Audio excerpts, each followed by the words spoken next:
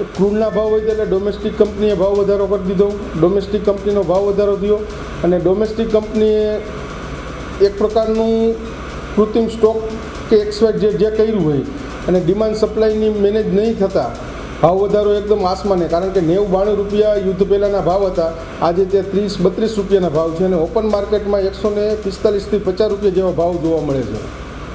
એટલે આવનારા સમયમાં આ ઇન્ડસ્ટ્રી ચલાવવી શક્ય નથી, કારણ કે સામે વેપાર કન્ફર્મ થઈ નહીં શકે.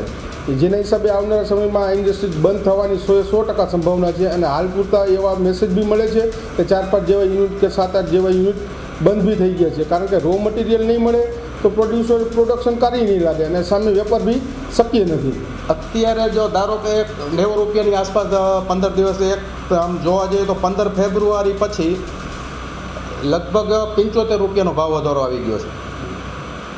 15 ફેબ્રુઆરી જે મટીરિયલ મળતું હતું અમને 80ની આસપાસ, એ અત્યારે ઓપન બજારમાં 160ની આસપાસ થઈ ગયું. અને પ્રાઇસ લિસ્ટ પ્રમાણે માલ સપ્લાય કરતા નથી. મોટી કંપનીઓ પ્રાઇસ લિસ્ટ પ્રમાણે માલ સપ્લાય નથી કરતી, ખાલી ઓપનમાં વેચે છે. એટલે એ એક પણ એવા યુનિટ બંધ થવાનું મોટું કારણ છે. અમારી તમામ માહિતીથી અપડેટ રહેવા માટે જોડાયેલા રહો S9 ન્યૂઝ સાથે.